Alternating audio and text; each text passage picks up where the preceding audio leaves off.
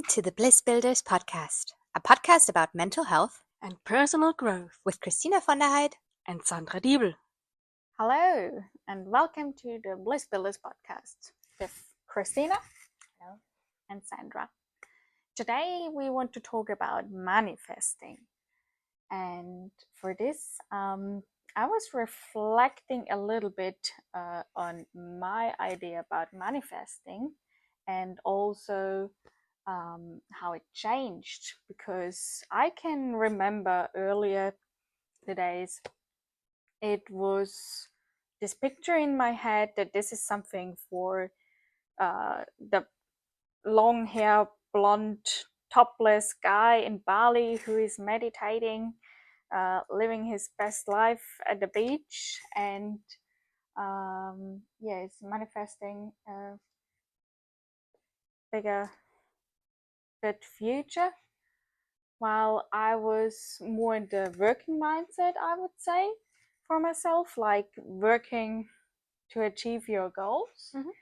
So I was for a long time quite skeptical about it, probably also because I didn't really know what it is or what it really means. So I would like to pass this question to you. What would you say to those people who are skeptical about manifesting? Well, if like in a situation, if someone approaches me and would be like, I mean, it very much depends on how they would approach me. Yeah. So for example, if someone comes and is kind of like, so how did you get the things you get? Like, what is your process? I think my answer would be very different than if someone comes and is like, oh, manifesting is bullshit. Then I would be like, all right. Like, I think there's no point in convincing anyone from like about anything, just simply because if they are skeptical about it, then depending on like what their questions are, like depending on what their what their resistance is, I would not even like try. Like if they have concrete questions, if they have concrete questions like how do you do that, or why do you think it works, or stuff like that, then I could like answer those specifically. But if someone is just like, yeah, I don't believe in it, then I would be like, all right. Because I think although I personally believe that we all manifest anyway, I don't think that like someone who approaches me and is in this mindset that he doesn't, that there's no point in me convincing them. There's like something else will work for them and they will find their own way, but I'm not necessarily resonating with that. So if someone comes to me, you don't want to convince this person. No, because there's no need to. Yeah, because for sure. Everyone in a way has their own journey of how they figure life out for themselves. Yeah. So if what I can offer is nothing that resonates with them, then that's fine.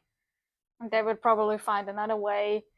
Yeah, I mean, they will find something that like works for them. The same thing, like if someone shows me a podcast and that podcast, or like some male leadership guy who talks about how hard he's working, and it I don't know, and it's not necessarily like, sometimes, for example, my sister shows me things and they just don't resonate with me. Yeah, that doesn't mean that they're wrong, they're just not right for me. You just keep going. So the same thing, like if someone is skeptical and was like, yeah, sorry, I don't believe in it, then I'm like, yeah, okay, you don't have to. But you now said you think everyone is manifesting somehow. Yeah, but that's what do you mean by that? So we are like, manifesting is just one word you can use. Another word you can use is creating. Okay. Creating. Like what manifesting means to me is nothing else than you create things with your thoughts. So what you think about will kind of come into fruition at some point. And you can call that manifesting, or if you want to look at it from a different angle, it's your subconscious. So what you focus on, your subconscious will give you more of. I think we've talked about this before, that like your subconscious, your brain basically can only take in that much information. So there's, I don't know the numbers exactly, but there's like 1 million impressions coming into your brain all the time, but we can only get like a tiny portion of that and actually process a tiny portion of that. And what we process is very dependent on what we're focused on, like consciously. And you can call that you can call that manifesting, or you can call that you basically program your subconscious mind to focus on certain things. But either way, whatever you focus on, your brain will help you to see more of that. So if you're very focused on negative things, your brain will be like, oh, negative things are important, so I will show you more problems and more issues and more drama. Focus and on a problem, and if you're focused on, like, if you're in this trusting state where you kind of like, I believe in the good, and like it also has something to do with beliefs. Because if you believe that like there's a balance in the world, there's bad but there's good as well, and if you believe that like everything works out for you, your brain will just show you different things. So for example, if you believe that it's going to be a good day, your brain will show you reasons for why it's going to be a good day, and it will show you more opportunities, more like, it also really, it also has a lot to do on how you're feeling. So usually, like, if you're feeling, I don't know, sad, depressed, I don't know, angry, your brain will think, oh, that is important, so it will show you more of that. And if you're in a good mood, your brain will automatically focus more on the things that reinforce that. So your brain is basically like your helper. It always tries to reinforce what you're already thinking and feeling. And manifesting, in that sense, like a megaphone. Yes, manifesting is nothing else than the conscious process of adjusting that and working kind of like with your brain, and then kind of creating things from that. I love that you changed the wording a bit from manifesting to creating, or also programming your brain. Because for me, what this does in me is, with manifesting, maybe because, I don't know, I would say this was very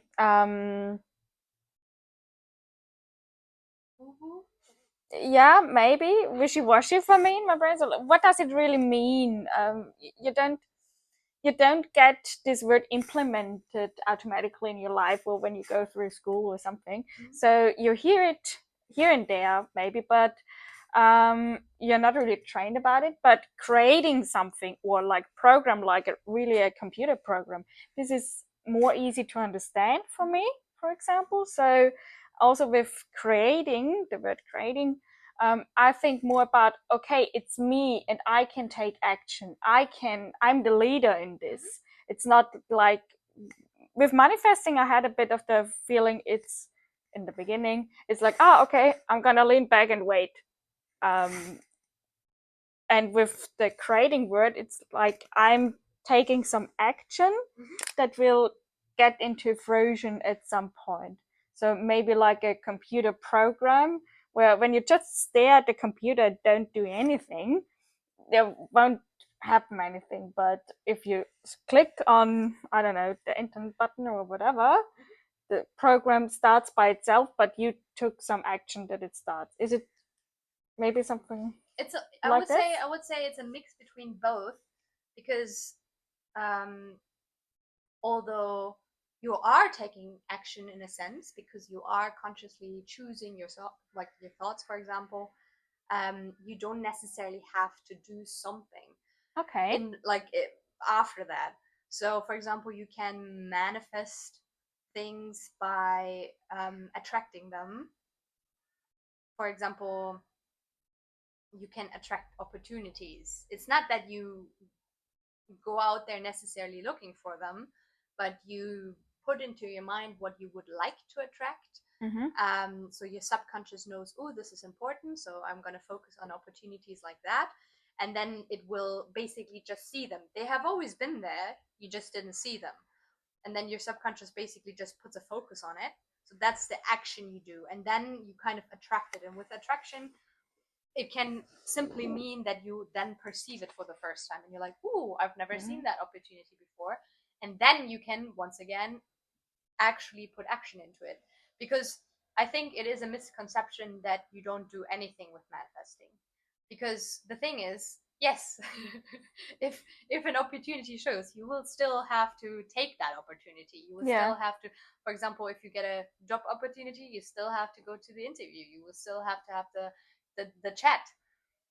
But you attracted the opportunity. And attraction, yet again, if you look at it from a more scientific standpoint, is nothing else than your subconscious just being able to actually see that opportunity. So it has always turn the light on, kind of. So when you go into a room, like the furniture was always there, but if it's dark, you can't see it. And manifesting is more about turning the light on, that you see, there is a table I should not bump into, but here's the door, I should go through the door. Yeah, kind of. Yeah?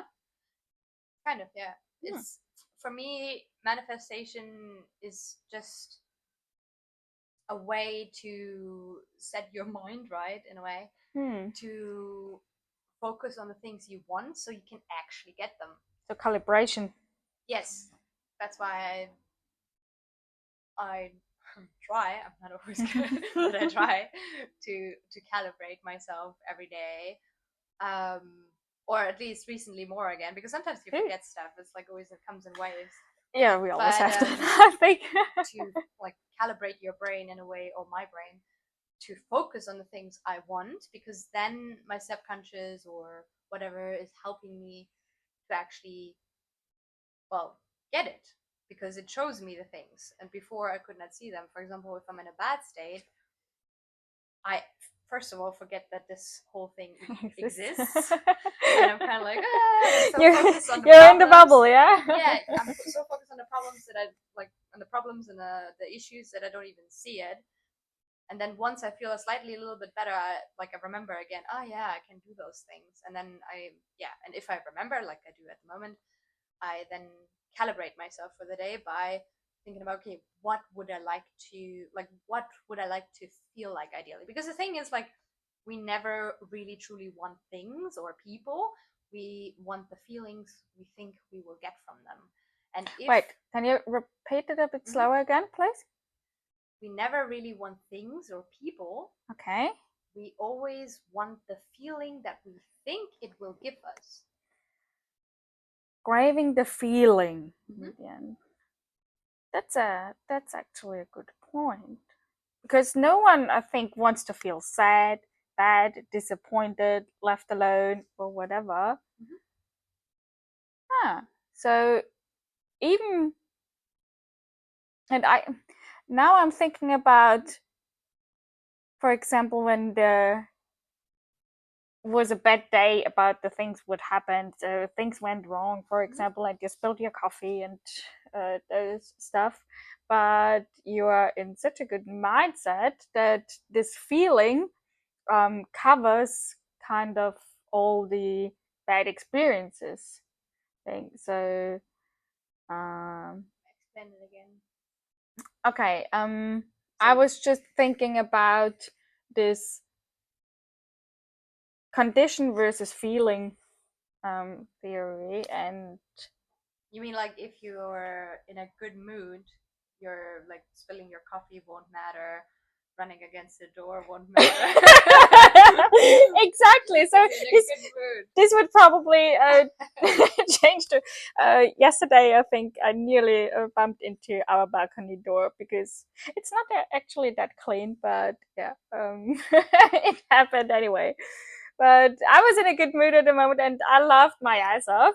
But if you're, if you're calibrated, in a bad mood, you would probably be really angry. Yeah, exactly. You exactly. Like, fucking door. Yeah. Why are you in my way? Should not be in my way. True. So, okay. So thinking about the feeling you want to have, because that's actually really true. I mean, like, why do we want I don't know, a partner or love? Because we want to feel in love. We want happiness. We don't want the drama that a lot of times comes in relationships. Don't Because know we what you're talking imagine about. it like, oh yeah, if I have a partner, I'm gonna be so happy. But like a lot of times the reality can look very different. But the thing is, we want things, or we want a lot of money. Why do we want a lot of money? Because we think that then we will feel secure, for example, or we will feel free, or we will feel very happy and excited. And the process that I do and how I understand manifestation is that basically the most important thing is to get yourself into that feeling before you have it, as if you already have it, because then you are kind of like on the same level, on the frequency. You can say that frequency, that's kind of like the more woo side of things, or you can see it as your subconscious, since you're already in the feeling, can then see all the opportunities and also interpret what you're seeing in a positive way. Because if That's a good like, point, yeah. like we just described, if you're in a good mood and you bump into a window, you laugh. While if you're in a bad mood, you will be angry. Same thing in relationships, same thing in life. If you're in a good mood and you get the opportunity to, for example, I don't know, receive a large amount of money, you're going to be like, awesome, I'm going to take that. But if you're in a bad mood, you're going to be like, where's the hook? What do I need to do for this? Yeah. I'm not so sure. This seems off. And then you you won't don't take even take the the change. you won't even take the opportunity, because then all the fears come up. But if you're in a good mood, you're going to be like, awesome. And then yeah. Would you call it naive? It comes now to my mind. Naive in which sense? For example, with this, if we stick to this money and this job offer, and you just mentioned when you're in the bad mood, like, oh, where is the hook, or what can go wrong, and you kind of blend this out and just focus on the what if part, but the positive what if part in manifestation. Is this always helpful, you think, or can this be a naive viewpoint? The thing is what I, for myself, truly believe is that if you focus on the good things, you also will get the good things. If you focus on the bad things, you will get the bad things. For example, if you have a person in front of you and you think they're the most loving, charming, great person, that person will feel that, and then kind of exactly feel like, they will feel that you think that about them, and they will try to resonate with that. So they will only show you that, like, that side of them. While if you're skeptical and think they're, like, I don't know, a dickhead, they will definitely behave like a dickhead. So you kind of always also get what you put out in a way. Yeah. Because you can be, for example, you can meet the nicest person in the world. It's the nicest person, but if you think they're an idiot, they will probably respond to that and behave like an idiot to you. Or they had this other example, there is this other example where there was a study done about what we perceive. And there were women, and they went into like a visagist office kind of thing, and it was like they were told that they're gonna get scars on their face, and that they're gonna go into an interview later on, and they should see if the interviewer has anything, like, makes any negative comments, or if the interview is different because now they have a scar on their face. What they didn't know is that they did not get a scar on their face. They just got like normal makeup. And then they went into the interview, and pretty much all of them later on said, yeah, there was remarks about my scars, and they kind of like made hints about it, and they kind of made jokes about it, but they did not even have the scar on their face.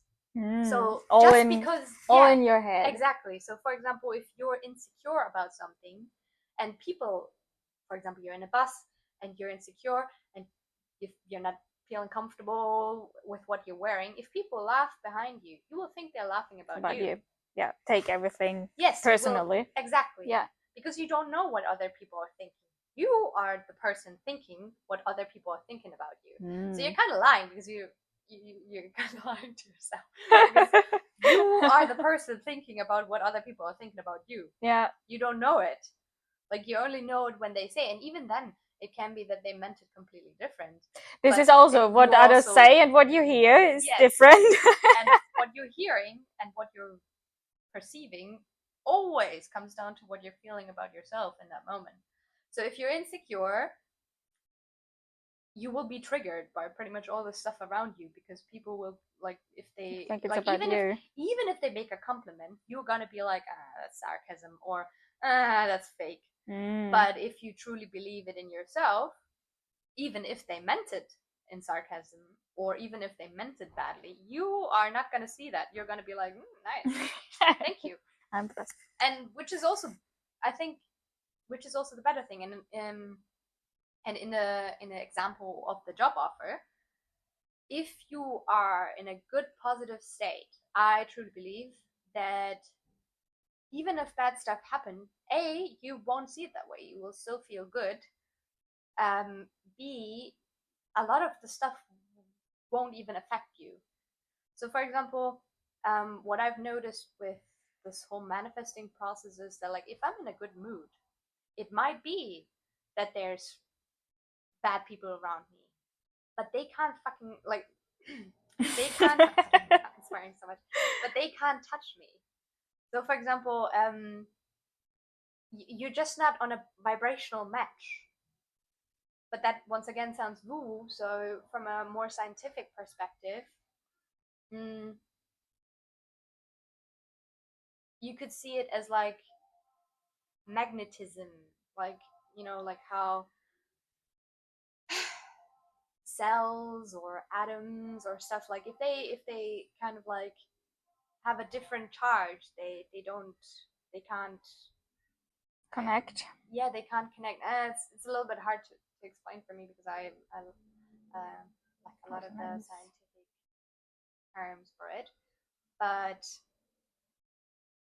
you can, like, magnets can only if they're in the right state can they actually be drawn together. Like, if you have, if you put the opposite ends together, they will repel each other. So I feel like if you're not on the same vibration frequency, energy, subconscious mind, whatever, if you're not on the same wavelength, you will automatically repel each other. So if someone is in a really bad mood and you're in a really good mood, they're not even gonna get close to you, because they're gonna be annoyed that you're so happy. Or you're gonna be like, yeah, I don't want to get dragged down. So either way, it's just gonna avoid each other. And also, I think if you're in a good mood, you also will raise up other people. So, for example, in a job offer, that's true. If you always believe that your boss has your best interest in mind, your colleagues are awesome, they will also feel better about themselves, and therefore will be better colleagues and will be a better boss, because they feel self-fulfilling prophecy. Because they feel like that you're believing in them.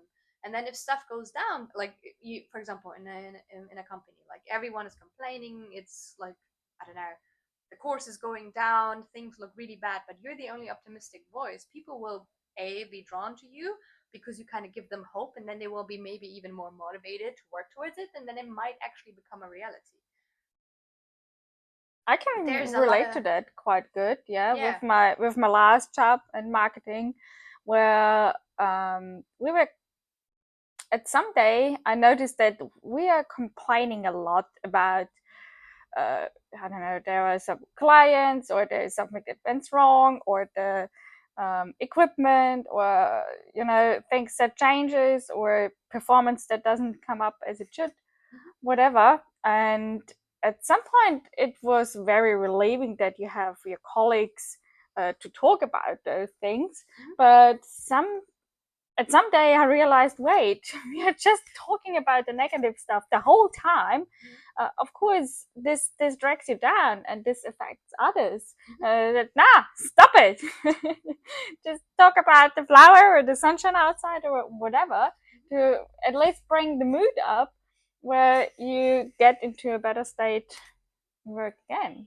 The thing is also, and I mean, if you think about it, it also kind of makes sense, because, for example, if you and your environment are only focused on the negative things and how bad everything is going, if you hear how bad everything is going, you will already probably lose a lot of energy, because you're kind of like, what's the point? There's no hope, so that, like, since there's no hope, fate is probably like, good. If everyone believes that it's all going down to shit, then of course it's going down to shit, because then you yourself will work less, because you're like, what's the point?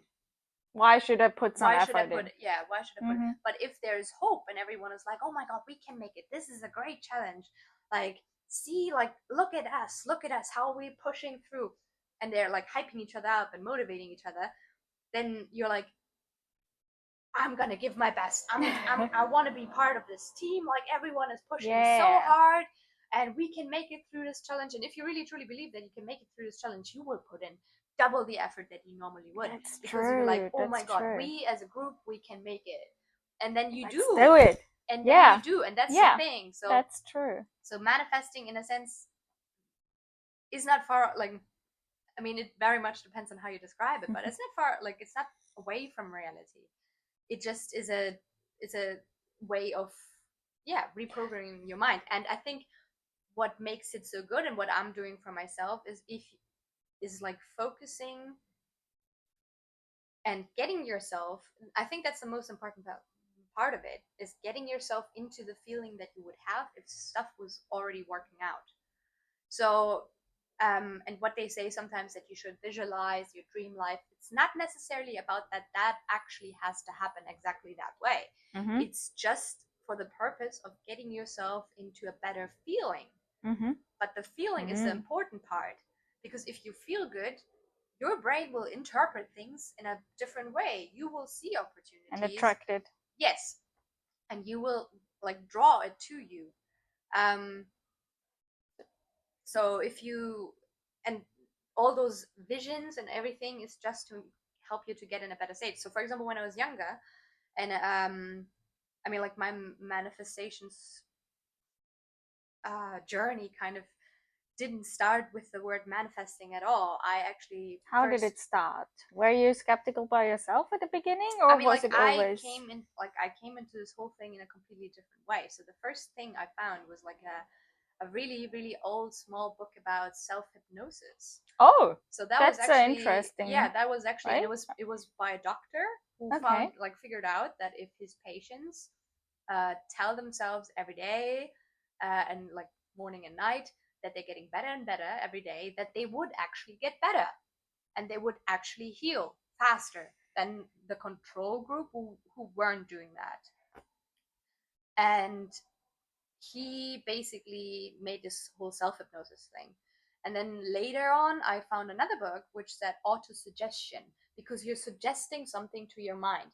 The same Okay. way you will internalize in the first 7 years everything your parents and your surrounding people have said to you, and it will become your inner voice. You can then, through auto-suggestion, suggest new thoughts to your brain by like writing down what you would like. So for example, I am healthy, I am pretty, I am absolutely immaculate, I'm sexy, I'm smart, I'm wise, and all those things. And Can I jump into this Yeah, for sure. a second?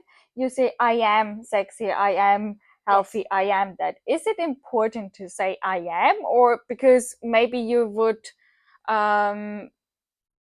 form the sentence I want to be? Yes. So it is important, because if you say I want to be, it's in the future, and it will Yeah. always stay in the future. It's kind of like you kind of have to because when will that, like, you only live in the now. So things only happen now. They don't happen in the future. There's always it just now. Just the That's moment. true. So if you can say I want to be healthy for 16 years and not get healthy, That's actually because true. it's always yeah. gonna, you like, every time you say I want, you're pushing it into the future. If you say I am, even if you don't believe it, but then it's kind of like it's now, it's in the present. So every time you, for example, if you want to auto suggest anything to yourself, you have to suggest it in a way that you already are, and then repeat it so many times until you actually believe it. And in this auto suggestion book I found, it was kind of like, yeah, you write everything down that you would like to be, but you write it as if you already are those things, In the status. Okay. or as if you already have those things. But to be fair, that book mostly talked about the are those things. So Okay. like it talked about, because the thing is, if you write I have $1 million but you don't have $1 million, your brain will have a hard time believing I that. want to spend. Exactly. But if you say I'm smart, your brain has less prove you wrong. So you can actually make yourself believe that. So you write all of that down, like a lot of statements like I am smart, I know exactly what to do, I have clarity, and all those things. You write them down, you record yourself reading them out loud, and then you listen to them before you go to bed, while you're sleeping, after You really up. record yourself. I did back then. But that was all on this like scientific like thing when I found that first. And then later on, I think when I was 18 or something, I found this whole law of attraction, The Secret, books and stuff. And I was like, oh, that makes sense due to already having had contact with the scientific form of it, like the self-hypnosis, auto-suggestions and stuff. And then affirmations were pretty much the same thing, Yeah. just with a more spiritual touch to it. But it's the same thing. And no matter if you describe it with that your subconscious then focuses on the better things, or you say Yeah, that that's like what I have more in your mind. Yeah. frequency attracts those things, it's the same thing. It doesn't matter how you look at it. So I feel like it's just different ways that resonate with different people. So if you're more in a scientific mind, then of course, like hearing from a doctor who made scientific experiments with it and said like, oh yeah, if you get yourself into that state, you will kind of if Yeah. it's explained like that, then you resonate more with that. And then if you're more in the spiritual or religious kind of aspect, for example, if you believe in God, then you will be like, oh, God brought that to me. It doesn't matter. It doesn't, like, you can interpret it the way you want. So with the medical side, with the doctor side, I have in mind a little bit placebo. Like the placebo effect. Yeah, a little bit of the placebo effect. Yeah, but that is actually true. I mean, like, for example, the placebo effect is nothing else that your brain is so powerful that if your brain believes something to be true, you will see all the sign that it's true. I mean, there's I don't know, a million studies about different placebo effects. For example, there was one study done where they had two control, like, or several groups, but like one group got, like, all of them had knee problems, and one group got their knee actually operated on, and the other group only got the cut. So they just cut it, and they pretended like they did an operation on it. And the people who just had the cut actually recovered better than the people who had the actual operation, because the people who only had the cut were also, like, both of them were expected to have pain after the operation, but they also had pain before. But due to this mindset of, oh yeah, of course I'm gonna have pain now because now it's operated, and then doing the physical exercises that they need to do that they wouldn't otherwise do because my knee is hurting, so I'm not gonna do any exercises because it's fucked. So both groups were then afterwards doing like exercises and physiotherapy, and the people who only had the cut actually healed their knees and healed better and had less pain afterwards than the people who actually had the operation. And that is the power of your brain. So you basically, if you truly believe something is gonna heal, it will heal. So it doesn't matter what it is. There's like a million also your inner you. Yeah, and the thing is, there's also, I believe, I would have to look that up again, but there's studies that show that if you imagine your cells going somewhere and healing something, that you can literally control what your cells are doing, or the production of, like, I heard this as well. A lot of things. You can, your brain or your your brain is very powerful, so it can make you heal things, and it it's hard to explain because I'm yeah, but I mean, like with the placebo effect, and I think nearly everyone knows it, it can be very, very effective. And when you said more the spiritual or religious content, the word that comes up into my mind would be faith and trust, like also in that belief, faith, trust that it will turn out good for me. You can, if you're religious, you can see it like, okay, God will provide me the best for me, or the universe, or whatever it is. But having this faith and this trust Yeah, I feel like everyone kind of in that regard just has to look inside of themselves and see, what do I trust? Do I trust science? Well, if you trust science and if you believe in science, then you have to look for the scientific versions of stuff. So you That's placebo actually effects and a all good that. And tip. Yeah. and I think the reason why I changed away, like why I went away from science and more into the like spiritual perspective of things, is because I started to distrust science, because I found that there's like a lot of studies that have been done wrong by people, because we're humans and humans make mistakes. That there's always the financial aspect of things, like who actually funded that store, like that. True. This is something we that study. often don't think about. Yeah, I mean, Yeah. like who was in the background paying for it? Because of course, if they're selling The a product, influence, they yeah. want. You can brand it. Yeah, no. The thing is, you can always like, you can bend statistics to serve your needs. Yeah. And the more I got into that, the more I was like, well, yeah, I just started to distrust it. It doesn't say that I distrust all of it. It just says that, like,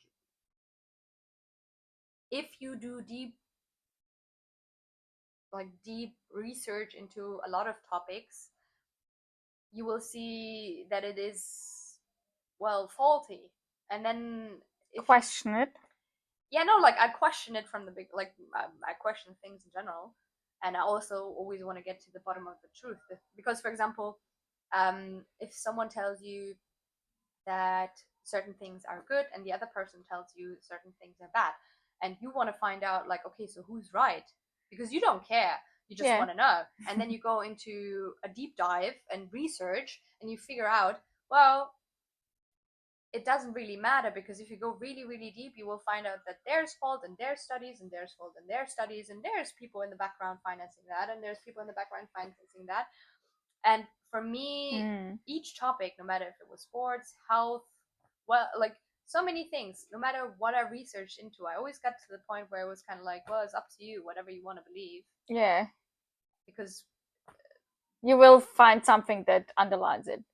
Yeah. Or be against it, or exactly, you will always find something that supports whatever you are believing. And so there is no absolute truth, because, for example, also with health, everybody is different. Like, what works for you might not work for me.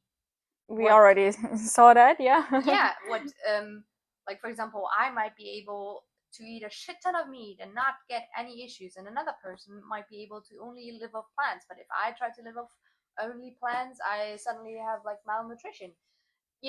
And yes, you could say that it's due to the beliefs we have, but I think either way, it's like we are all different, so we always have to find something that works for us with the beliefs we have. Because changing your beliefs, well, to change your beliefs, you first have to become aware of them. That's true. And then bring it into consciousness. Yes, and then you consciously also have to want to change them. That's absolutely true. And there we are back to, you can't force someone to do or become something. Yeah, I think you should not. No you point. Should not do that. No, like there's no point. I think. Hard for both sides, isn't it? No, I think like 90. Well, or I think 100%. No, maybe not. I don't know, but a really large percentage of problems that we have are only because we are trying to change the outside and other people instead of trying to change ourselves. That's true. And I believe that you cannot change other people, and you should not even try. You can inspire them, but you can only inspire them if you change yourself. And also, the best thing you can do anyway is focus on yourself. Because, for example, if you judge yourself less, you will also stop judging other people, and you will also stop feeling like you're judged by other people. True. Because if you're not judging yourself and someone says something, it will not affect you. So it can only affect you if you believe it about yourself. That's true. That's true, actually. The same thing like with, if you believe that someone insulting you is actually not an insult, but a compliment, you will react very differently. So, for example, if if you believe that if someone is screaming, like when someone is screaming at you, that is actually their sign that they love you, you will react very differently. That's true. But so it very much, like, no matter what other people do, it doesn't matter, because it's always up to what you believe about that, what you think about that, and what you believe about yourself. So if you believe you're loving and you're like a beautiful person, and you believe that people screaming at you is the sign that you are, and they're screaming you're ugly cunt or like bad things, and they're screaming horrible words at you, That's a hard but one. but you believe that screaming is a beautiful thing, and that means that they love you, and you feel that you're loved, like the situation becomes comical because it's so different. Then, not saying that that is a realistic example, but it's something I like to play with in my mind, because it just makes the whole thing, like, imagine someone screaming at them and they're like, oh, I love you. I mean, actually, this would make the world probably way better. yeah, no, imagine, like, if we would all be so in love with ourselves that we would be like, whenever we get criticized, we would be like, you're so kind. Thank you very much.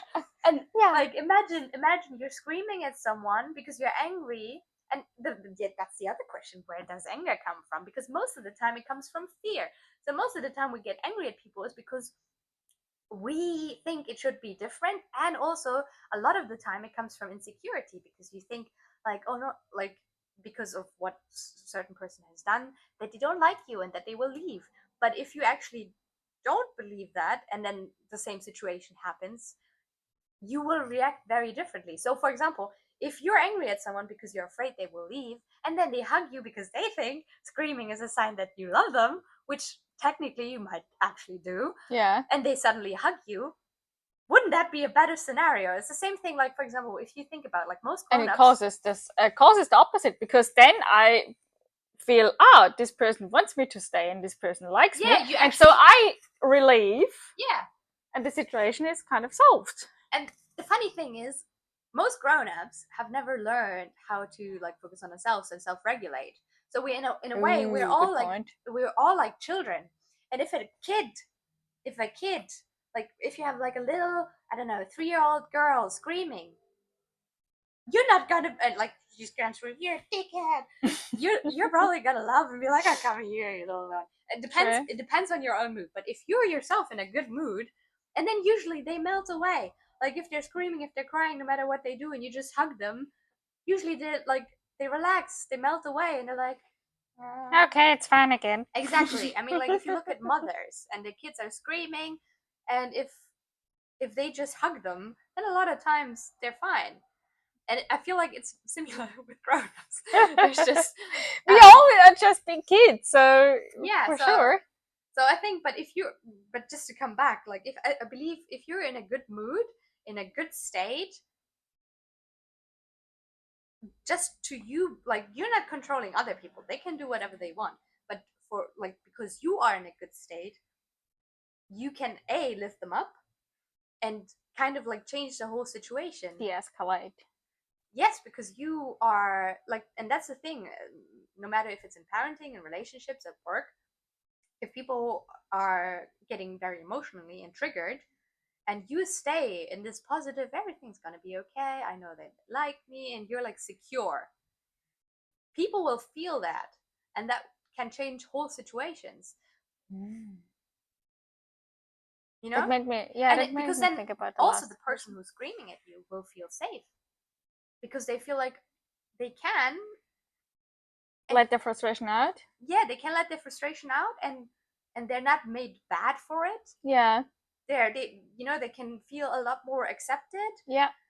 And most of the time, for example, in a work context, if you stay in your calm, happy, and joyful energy, and someone screams at you, a lot of time, and you're just like, and you just open, you can listen, because you know that there's no issue there, or even if there is an issue, but, like, you can listen more empathetically, and that person will, like, scream, and you can then also validate them, because it has nothing to do with you. So you're like, yeah, I get that you're angry and la la la la la, and then they will literally calm down because you are calm. So they will calm down and be like, oh, sorry, I screamed at you, I should not scream at you, and they will calm down because you are calm. But at the same time, if you go onto their frequency and you become enraged, then this whole thing is just going to become an explosion of anger. And 90% of people, I'd say, well, I should use that percentage, but like a lot of people are still in this operation mode that if they're getting screamed at, they will scream back, and then this whole thing evolves. And like we see it so many times that people just react because they're not staying with themselves, they're not staying in their own energy.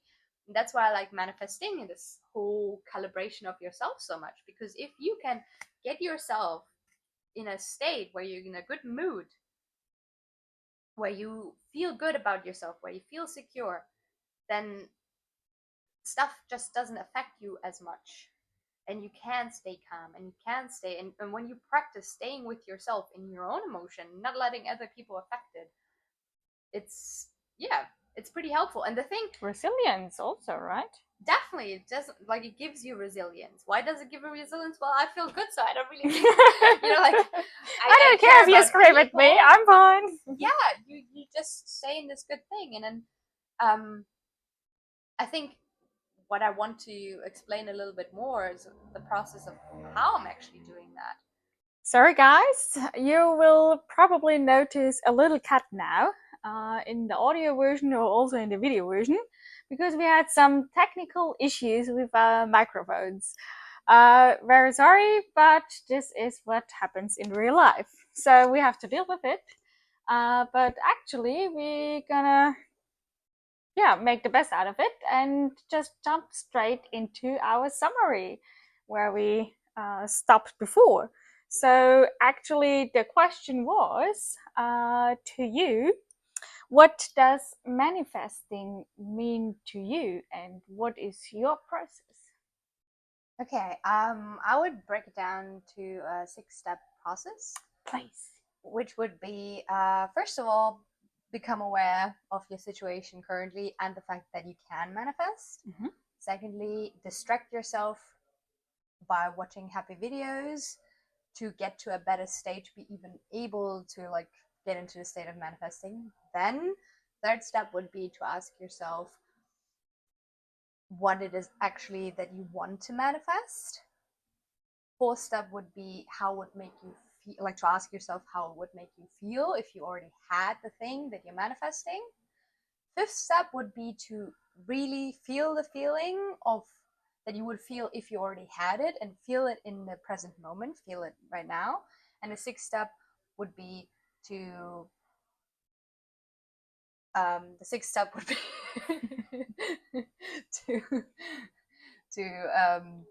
stay open, and also most importantly stay in the feeling. Give yourself time and stay in the feeling.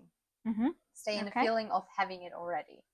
So that was like, those would be like the 6 steps. And to give it like a little bit more detail about the awareness, if you like, because the thing is like, you usually always get to the point where you feel really, really bad and you're like, fuck, and you're completely in the problem and you're trying to problem solve, but you're kind of like in this endless circle with the problem. So if you become aware in that moment that that is not what you want, and I think that takes a lot of practice to come to that true awareness. But like, once you are in that awareness, and that, as I said, it's just practice, you then realize, ooh, I'm kind of like falling off again. I'm falling into unconsciousness again, and I'm here. Then the best thing is to realize that, and not punish yourself for it. Realize it, and then get to the next point. So, which would be distracting yourself. So, what I'm doing and what I would recommend is to watch funny videos, watch things that make you laugh. I mean, I have my good mood folder on Instagram where I like save all the memes. So if I'm in a bad mood and I realize, oh no, fuck, I actually can manifest, I'm actually the creator in my reality, and I can actually get to a solution or better outcomes through that process, I then go to my Instagram folder or somewhere else and distract myself and watch funny videos until I'm laughing, because you can't have two feelings at the same time. So while you're laughing about stupid videos and while you're getting into a better mood, you kind of like easily let go of all the problem things, so you don't think about it anymore, and you get into a better mood. And once you're in a better mood, you're also more hopeful, which will help you then with the process of manifesting. So then when I'm in a like better mood, I then go and ask myself, what is it that I actually want? What is the perfect outcome? What is the best thing that could happen now? And not because I want exactly that to happen, but it's to get to the feeling, because that's the more important part. Okay. So you ask yourself, okay, what is the ideal scenario now? And then in the next step, you ask yourself, how would that make me feel? Because the thing is, we basically all just want the feel. Like, we don't want things to have things. We want things for what we think it will make us feel. So we don't want a lot of money. What we want is the feeling of security, the feeling of freedom, and so on and so forth. So then after asking yourself, how would it make you feel? You kind of like know how it would make you feel. And then the next step is to like really feel it, like imagine it. And the imagination is just there to help you. It doesn't have to come into fruition like that. It's just to help you to get to that feeling point. So you see yourself, for example, receiving a large amount of money without having to do any of the work for it. And then you really get into that feeling. And once you're in that feeling, then the next step is to keep that feeling, and constantly over a certain period of time that you give yourself to constantly always stay and get back into that feeling if you lose it. It's normal, like, to get out of it, like something distracts you and then you're suddenly in a bad mood, and then just to, for a certain period of time, keep reminding yourself and like refocusing back into that feeling. And it's not about the visualization but it's about the feeling. The feeling is the most important part, because if you feel like you already have something, you attract it as well. And also your subconscious is open to receive things because you are already in the right state of mind. As we talked before, like if you're not, then you cannot even see it. So if you're in a good mood, you will see the right things and you will be able to see the opportunities and then act on them, and so on and so forth. So yeah, those are like the 6 steps I would give. Yeah. Nice summary. Thank you very much. When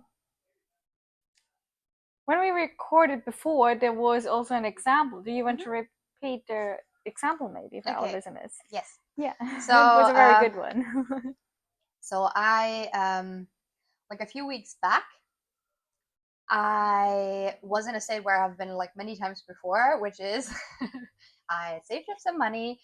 I then quit my job that I didn't like. I went traveling and also at the same time trying to build something new to then have an income from. In that case, it was promoting my book and so on that I've written, which is called When a Bookshelf is Mocking You. And recommendation, by the way. Yes, but I did in the past, got to the same point again, which is that I'm running out of money before I'm actually making enough income from whatever I'm trying. And in the past, I then panic and get the next best job that I can get, usually something I really hate doing or don't enjoy at all, just to get to this safety, secure feeling again, where I then save up a lot of money again, then go traveling again, then build something again, and get in the same cycle again. And as in the past, even that time, as in the past, so a few weeks ago, I also got in a state where I was like, damn it, my money funds are running low. I need to get a job. And I got into this panicky feeling again, and I was like, shit.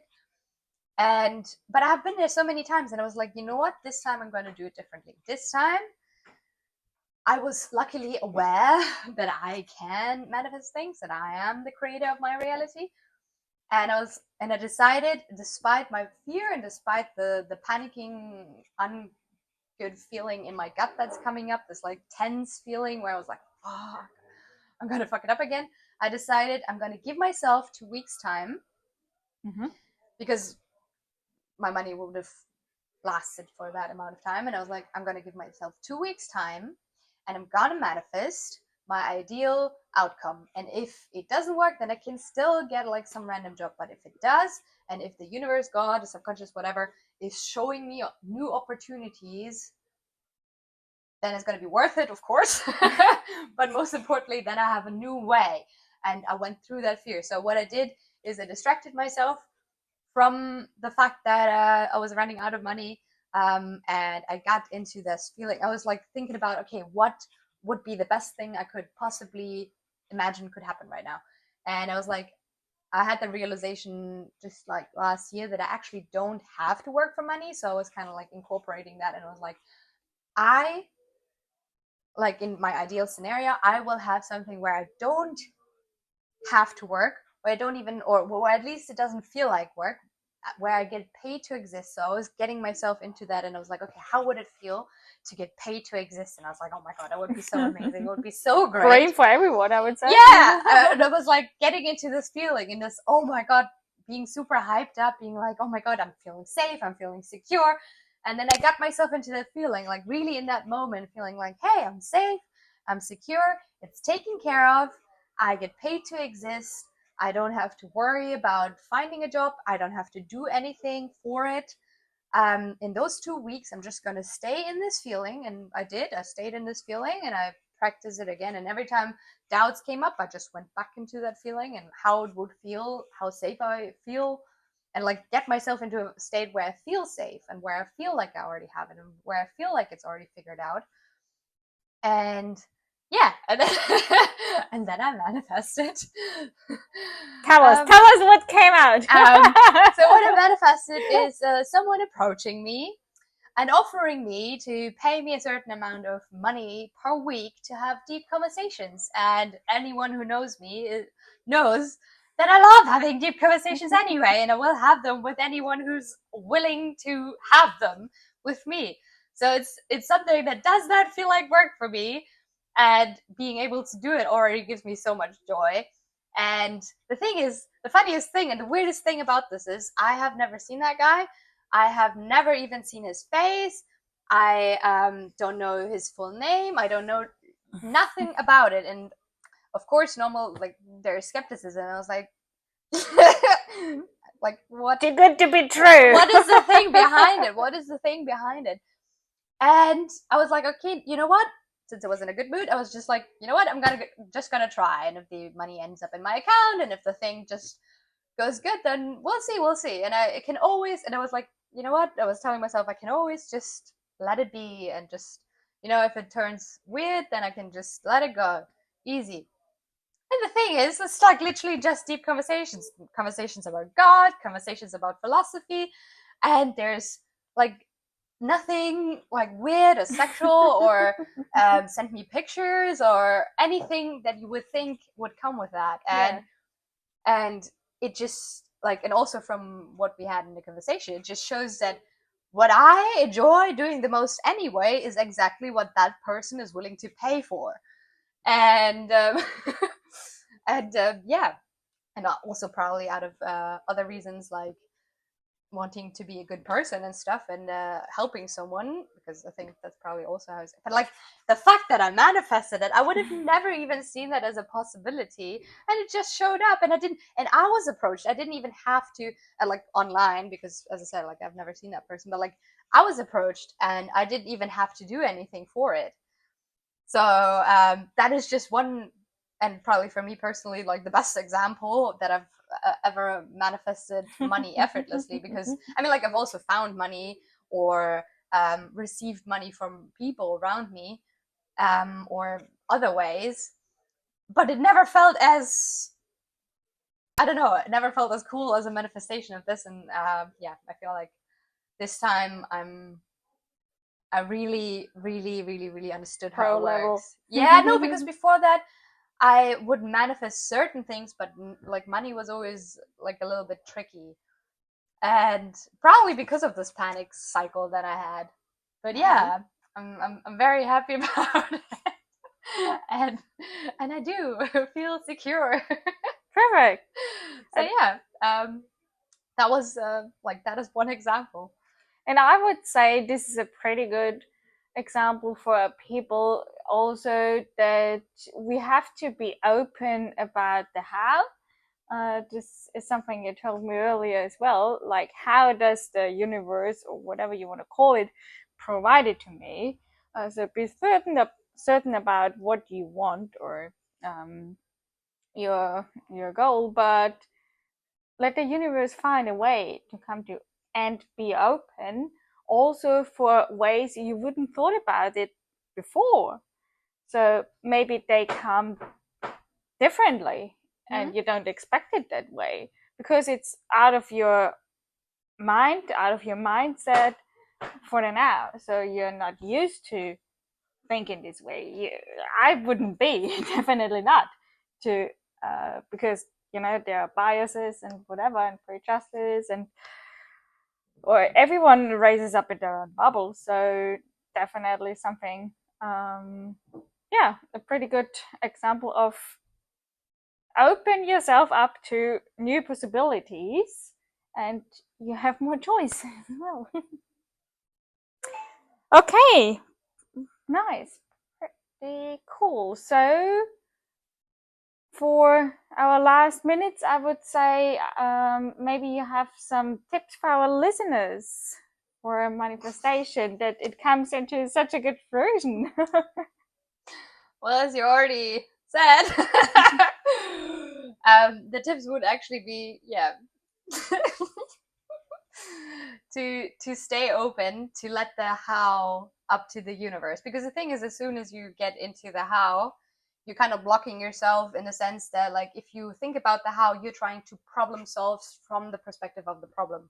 So as long as you ask how, you cannot get to like this very open state. Not really, because the thing is, as long as you're asking how, you're still in the frequency or in the mindset of not having it and trying to solve it. But if you just let the how up to the universe, to God, to subconscious, whatever, and you stay open to those possibilities coming to you, and you're in this like receiving mode, you can actually get stuff that you couldn't even think about. And that's why it's so important to let the how be and not deal with that at all, because only then opportunities like that can come in that you wouldn't even thought of.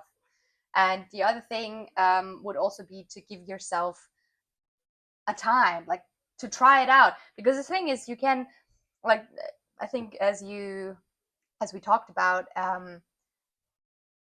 you, like, it doesn't block your manifestation because you give yourself a certain amount of time. It is like, it helps you actually, or it helped me in that example that I gave before, to be able to let go of the problem. Because if you don't give yourself a certain amount of time, like I did, like with the 2 weeks, then this anxious feeling will come up again and again, because you're like, oh, I'm running out of time. But if you know, for example, if you know, like, okay, I can last for another 2 weeks, then use those 2 weeks. If you know you just have a day, then use the day.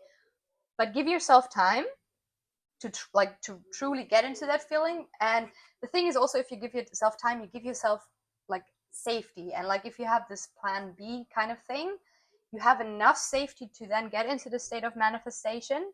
And then when you're feeling good and you're in that mood, then it is the perfect indicator, because whenever you think of plan B, it means that you're not feeling the feeling of the desired state enough. So you basically keep yourself so much in this desired feeling that you want to have, if you would have it, and feel safe, feel secure, feel happy and excited. And while you're feeling that, you're not thinking of it, because, like, the thing is, I gave myself that plan B and this opportunity, but at the same time, I was in the state so much and so happy that I completely forgot that I was even an option. And then I got my opportunity. So I would say, give yourself time, be open, and yeah, that's what I would recommend to our listeners. And I hope it helps. Perfect. It seemed it definitely helped for you. So yeah, we wish everyone else luck with that as well. But like we said in the beginning, everyone has to find their own way, right? Yeah. Well, thank you very much for all this information.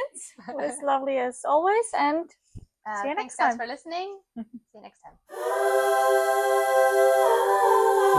time.